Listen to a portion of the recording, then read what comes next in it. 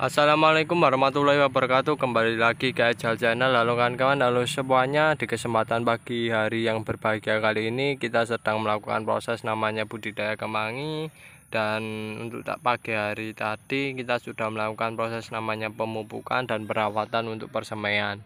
Dan kesempatan pada pagi hari ini kita selanjutnya akan melakukan proses pencabutan tanaman cabai yang dulunya pernah kita buat video, yaitu tentang tumpang sari antara cabai dan kemangi.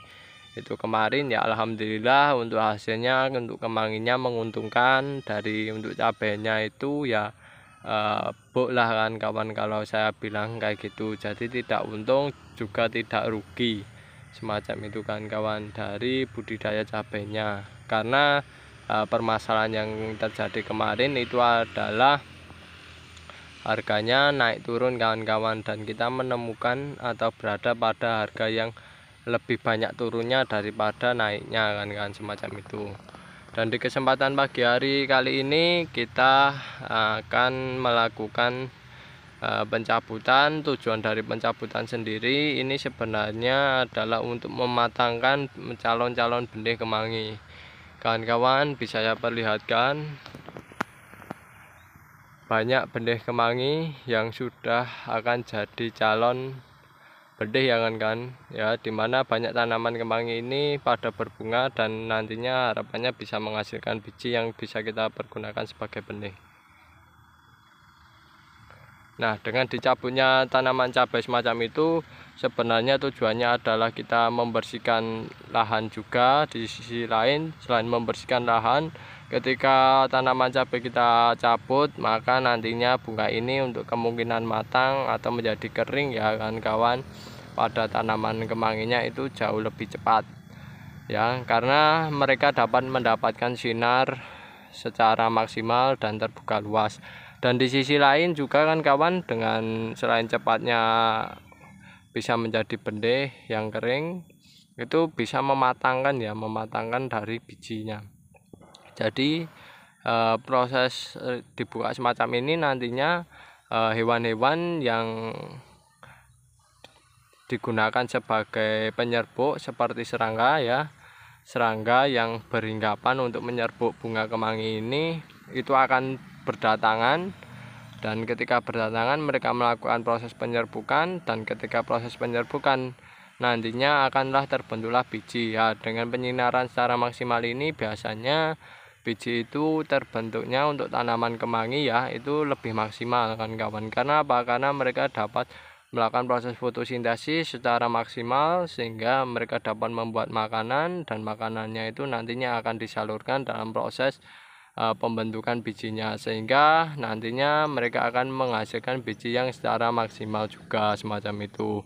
Dan nantinya setelah bijinya bentuknya secara maksimal dan sesuai kan kawan, nanti si biji ini akan berubah warna menjadi kecoklatan, karena itu menandakan bunga kemangi itu kondisi bijinya sudah matang, sudah di titik maksimal lah semacam itu kan kawan. Sehingga ketika berada di titik maksimal semacam itulah ya, kita perlu melakukan proses namanya pemanenan. Dan ketika panenan untuk lebih memaksimalkan hasilnya kering, itu nantinya untuk menghasilkan benih yang kering itu hanya kita perlu nantinya dijemur beberapa saat, sehingga nantinya si biji tersebut dapat disimpan dalam kondisi yang cukup waktu lama. Dan saya itu sudah membuktikan penyimpanan itu kurang lebih 6 bulan masih bisa dipergunakan semacam itu kan kawan. Itu penyimpanan paling lama kami kawan-kawan semacam itu.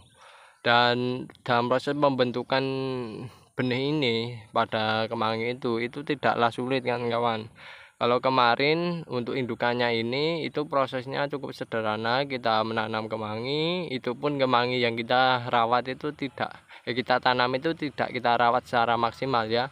Pembentukan induk ini kita tanam kemangi, kemanginya tumbuh, perawatannya tidak maksimal, menghasilkan bunga, bunganya saya keringkan, saya simpan 6 bulan, lalu saya pergunakan untuk bibit ya kan, benih tersebut digunakan untuk pembuatan bibit dan kita tanam, kita budidayakan, alhamdulillah untuk hasilnya maksimal, tidak kalah dengan buatan pabrik semacam itu kan kawan. Dan ini kita ulangi metode yang sama kan kawan. Dari hasil pengamatan tersebut caranya hampir sama dengan pembuatan induknya semacam itu. Dan ini kemarin ya, ini kita menggunakan tanaman yang kita budidayakan sebenarnya untuk kita konsumsi. Sama dengan induknya juga dulu sebenarnya untuk dikonsumsi ya, kemanginya, daunnya, batangnya. Nah, itu kita pergunakan sebagai indukan dalam proses pembentukan bibit. Dan alhamdulillah hasilnya juga bagus.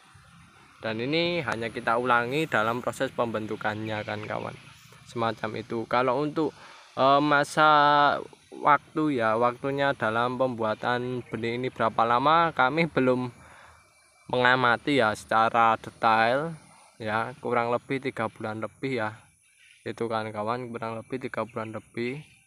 Dan di sisi lain parameter kami yaitu dalam proses pembentukan bibit ini bukan pada berapa lama waktunya, akan tetapi pada bunganya sudah berubah warna menjadi kecoklatan atau belum ya. Kalau sudah warnanya ini ya, yang bagian sini ini warnanya coklat, nah, coklat ke bawah hampir, kalau sekiranya segini itu 70%. Nah, sudah coklat itu menandakan benih kemangi itu sudah siap untuk dilakukan proses pemanenan semacam itu. Dan itu pun kita terapkan di lahan dan hasilnya maksimal semacam itu. Dan ini itu untungnya ya, alhamdulillah untungnya luar biasa sekali kan kawan, untungnya luar biasa sekali. Dan alhamdulillah untuk tanaman kemangi ini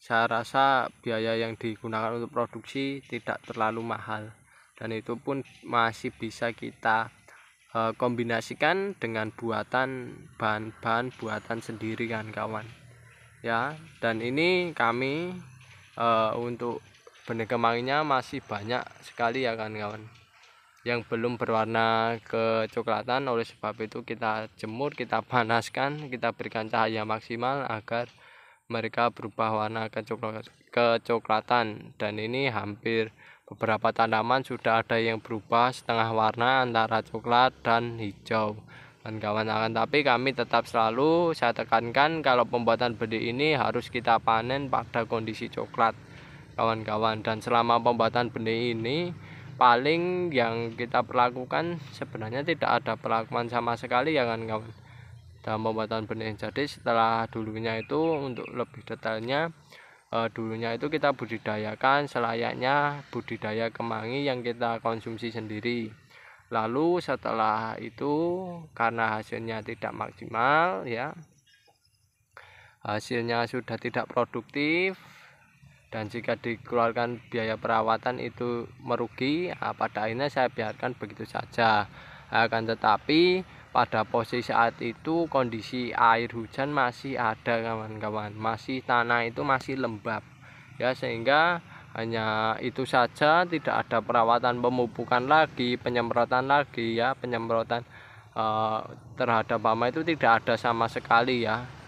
Dari awal hingga akhir itu penyemprotan hama tidak ada sama sekali. Dan yang jelas untuk pemupukan untuk setelah dilakukan proses konsumsi ya, pemanenan untuk dilakukan konsumsi itu juga tidak ada sama sekali. Cuma kita biarkan mereka membuat biji atau membuat calon benih dengan sendirinya, dan ya sesuai kemampuan tanah kita kawan-kawan, semacam itu ya. Yang terpenting setelah lahan kawan-kawan digunakan untuk budidaya kemangi dan diambil benihnya semacam ini, jangan lupa selalu diberikan pupuk dasar, pupuk organik, agar lahannya selalu terdapat nutrisi ya, yang digunakan untuk mereka tumbuh dan untuk mereka berkembang kawan-kawan, semacam itu.